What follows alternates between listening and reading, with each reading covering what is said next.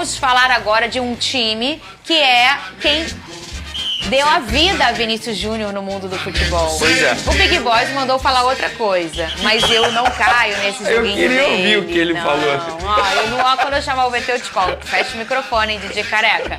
O Flamengo venceu o Juventude com uma bela festa da torcida no Maracanã. A reportagem é do teve rodada, né, Big Boys? Loucura, rodou. Depois a gente fala do Palmeiras.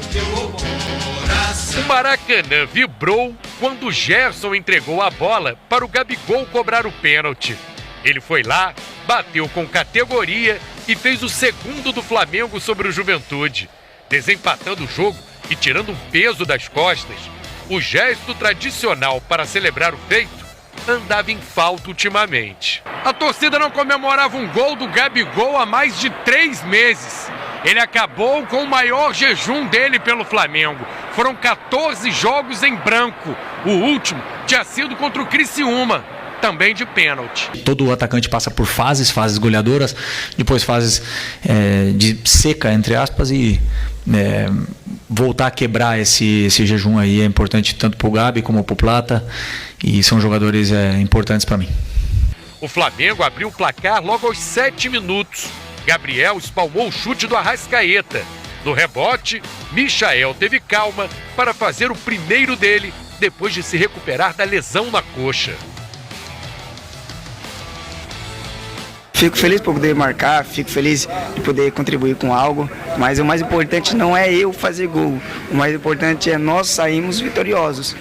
Mesmo pressionado, o time gaúcho aproveitou um contra-ataque em velocidade. O experiente Gilberto bateu bem para empatar o jogo. A partida seguiu no modo ataque contra a defesa. Gabriel pegou a finalização do Michael. Gabigol também teve uma chance e parou no goleiro. Destaque do time, Gerson quase fez um belo gol no fim do primeiro tempo. Foi o próprio Gerson que sofreu pênalti no início do segundo. Gabigol desencantou, mas com a bola rolando, ele não marca desde a goleada sobre o Vasco no início de junho. Gerson voltou a ser decisivo, rolando para o Arrascaeta chutar no canto e fazer o terceiro do Flamengo.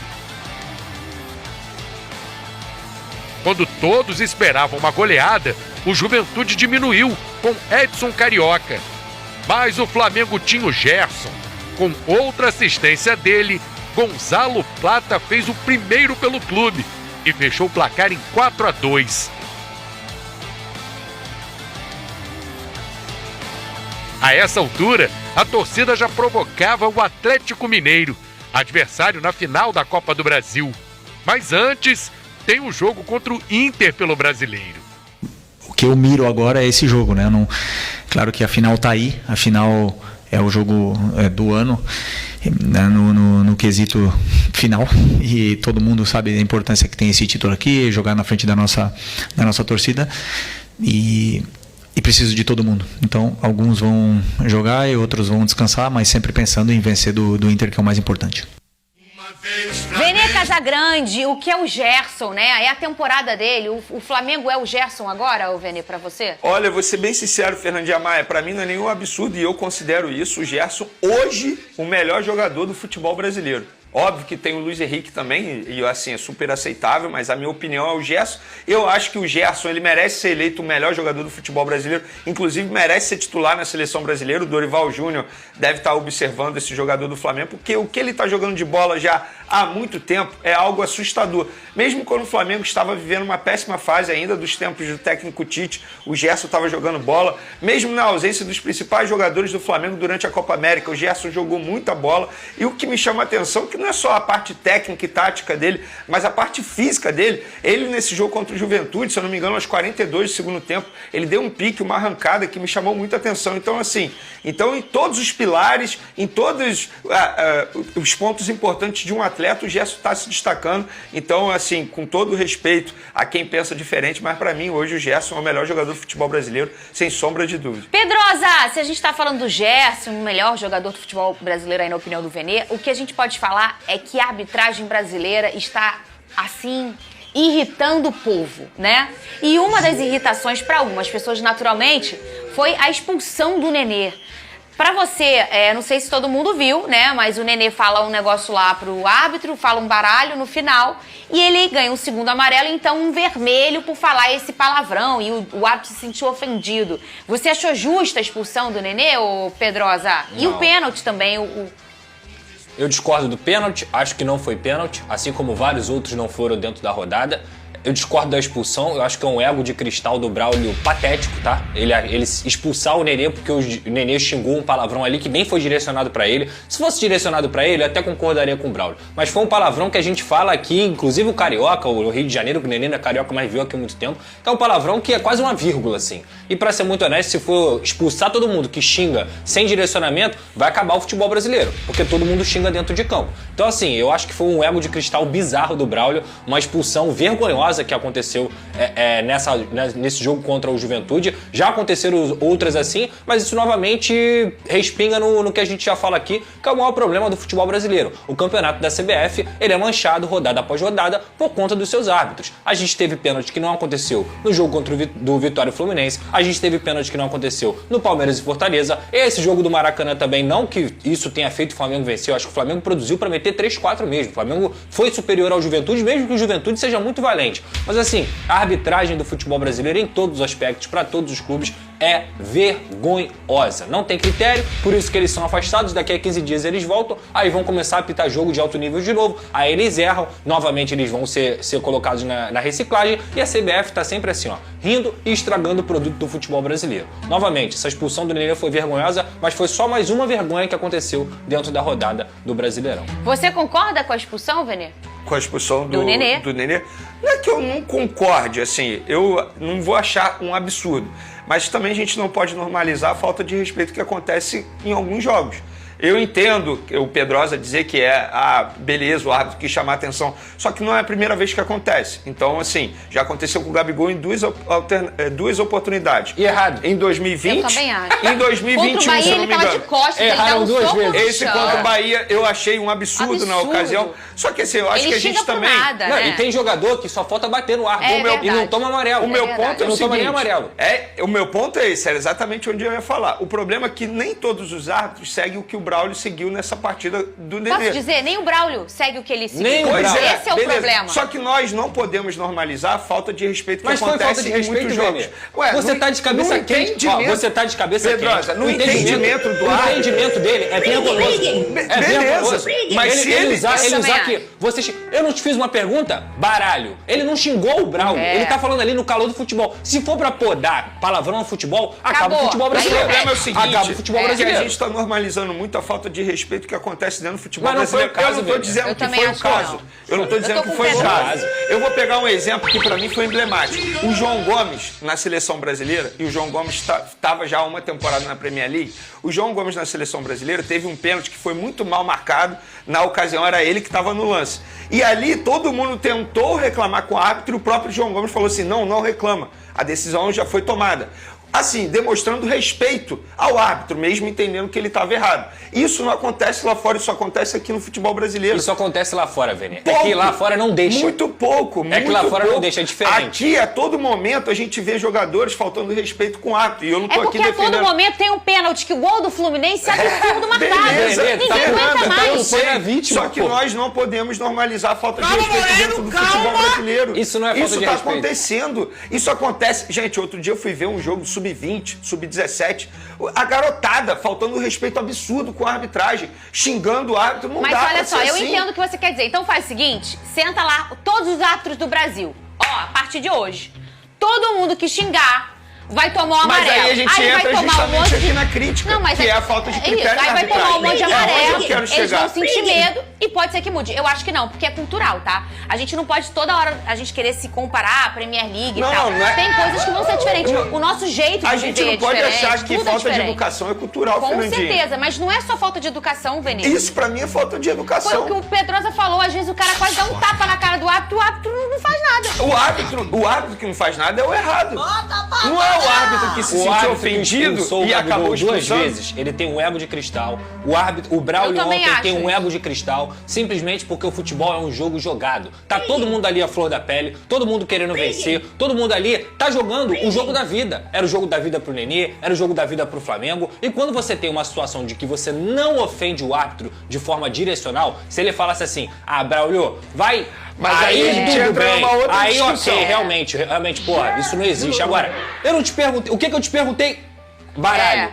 Pô, isso é ridículo. Eu também acho. Como eu achei aquele do Gabigol contra o Bahia, ele tá sentado de costas. Também. Ele dá um murro no chão e reclama pra o vento. E ele toma de costas, ele toma um cartão. Eu acho da outra vez, bizarro. por exemplo, que foi contra o Fluminense em 2020. Foi contra o Fluminense em 2020, quando ele vira pro árbitro, já nos acréscimos, e fala, eu que vou sair... Baralho. Me lembrei. Eu que vou sair, baralho. Talvez tenha sido mais absurdo que esse próprio do Nenê. Não, é tão absurdo quanto. Só que, é isso, beleza. Só que o que a gente precisa discutir e o que eu tô querendo levantar é o seguinte, nós aqui no futebol brasileiro estamos normalizando falta de respeito. Mas não foi o caso de ontem, Benê. Mas aí é uma outra discussão. Mas então se ele se sentir ofendido, ele tem o direito de expulsar. Então tudo bem. Então, olha só, nas próximas rodadas, então, xingou, assim, expulso. E eu sou um cara que eu acho... Não vai sobrar um, então. Eu sou um cara que eu acho o Nenê, assim, super profissional. Mas ele já tinha levado amarelo, ela só era ele ficar calado e pronto. Por que ele continuou insistindo? Tu tá culpando a vítima, velho. Não é tô, bizarro. Não tô. Eu não sei por que, assim. Você tá culpando a vítima. Não. Vai ter que expulsar quero normalizar todo mundo. A falta de respeito. Vai ter que expulsar todo mundo. Se for, faz o futebol na certinha ali, não pode xingar. Antes de entrar em campo, o árbitro tem que falar assim, ó, se xingar de qualquer forma, eu vou expulsar todo mundo. Vai expulsar todo mundo. Não. Vai expulsar todo mundo. Não pode. Olha o Big Boy, você gosta do caos, né? Ele disse, estão brigando, eu sabia, por isso eu sugeri esse debate. Vai expulsar todo mundo. A gente falou no grupo, provavelmente. E eu não ia mudar meu discurso que eu falei no grupo. Atenção, gente, informação sobre o Vini Júnior. A gente acabou de sair aqui, aonde tá no Globo, é isso, ô Big Boys? Saiu no jornal Globo, o jornalista espanhol diz que o Rodri vence bola de ouro dos valores e que derrota é lição pra Vini aprender a se comportar melhor. Qual é, Pedro? A culpa é da vítima. Como é o jornal? Racismo. O Catalão? Ponto. É um jornal esportivo lá da Espanha. Não, eu queria entender o que é vitória do volante espanhol melhor. levou a delegação do Real Madrid inteira a desistir de comparecer à premiação. A gente abriu o programa hoje falando sobre isso. Entramos num grande debate em relação a será que é racismo ele não ser escolhido? Porque no campo ele é o melhor do mundo. E aí a gente lê um negocinho desse aí, Pedrosa. O que é se comportar melhor? É todo mundo imitar o macaco na arquibancada e você ficar calado? É esse se comportar melhor? É isso que eles querem. Eles querem que o Vinícius Júnior sofra racismo na Espanha inteira, jogando fora de casa, jogando contra os adversários, e que o Vinícius Júnior não se levante contra isso. Porque eles acham que quando o Vinícius Júnior reclama em campo, é piti, é ataque do Vinícius Júnior e tudo mais. Então, assim, você prioriza o racismo, você prioriza os jogadores que batem, você prioriza a violência, mas você não prioriza o talento, a qualidade do Vinícius Júnior. Eu já falei aqui, o maior problema do mundo é o racismo. Porque as pessoas acham que elas são superiores por conta da cor da pele e elas sempre vão colocar quem não é da cor da pele delas, ou na verdade quem é preto, quem é negro, quem tem algum tipo de naturalidade que não seja do agrado delas, para poder se colocar superiormente. Então dentro do mundo a gente vê que na Espanha isso acontece novamente. E eu vou falar aqui mais uma vez, não é só o Real Madrid luta contra isso.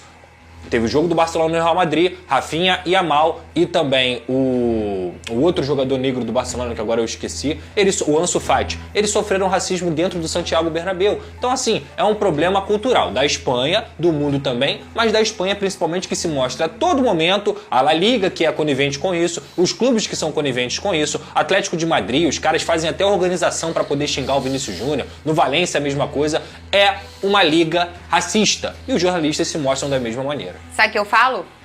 Incendeia. Tem um outro comportamento que eles não gostam também. O quê? Quando o Vinícius Júnior comemora dançando. Eles não gostam disso. Olha aqui, vamos falar do Fogão. O Griezmann dança também, Vini. Mas ninguém reclama, é só o Vini. Flamengo enfrenta quebra-cabeça com desfalques e elenco reduzido para duelo no G4 e final da Copa do Brasil. O Flamengo inicia nesta segunda-feira sua preparação para 2 jogos decisivos que definirão o rumo da temporada. Na quarta-feira, O rubro-negro enfrenta o Internacional em um confronto direto pelo G4 do Brasileirão, seguido do jogo de ida da final da Copa do Brasil contra o Atlético Mineiro no domingo. As ausências por lesão e suspensão complicam a vida do técnico Felipe Luiz, que precisará encontrar soluções para um elenco enxuto. Carlinhos e De La Cruz são as mais recentes adições à lista de desfalques. Enquanto Carlinhos sofreu lesão no adutor direito, o meia uruguaio teve problemas na posterior da coxa direita, uma lesão mais séria que o afastará por pelo menos um mês, incluindo a final da Copa do Brasil. Alexandro também preocupa, após sentir desconforto na coxa na semifinal contra o Corinthians. Embora tenha sido poupado no último jogo contra o Juventude, o lateral será avaliado para tentar retornar na decisão contra o Atlético Mineiro. Além das lesões, o Flamengo lida com suspensões. Bruno Henrique cumpriu suspensão contra o Juventude. Agora, Léo Pereira e Arrascaeta ficam fora do confronto contra o Internacional por acúmulo de cartões amarelos. Para o jogo de quarta-feira, Fabrício Bruno e Alcaraz devem ser as principais opções para substituir os suspensos, enquanto Pulgar e Bruno Henrique, que estarão fora da final por suspensão, devem entrar em campo no Brasileirão. Felipe Luiz pondera sobre preservar jogadores antes da final, mas reconhece que o elenco curto limita as escolhas. O treinador destacou a importância do confronto com o Internacional, válido pela 17ª rodada atrasada, e sabe que uma vitória pode manter vivas as ambições no Brasileirão. Com 54 pontos, o Flamengo ocupa a 4ª posição, enquanto o Inter, logo atrás com 52, promete um duelo acirrado. Na coletiva, Felipe Luiz comentou: "O Inter é um time muito forte, e estamos com um grupo enxuto. Temos lesionados e suspensos, então precisamos equilibrar quem descansa e quem joga, mas sempre com a mentalidade de vencer o Inter."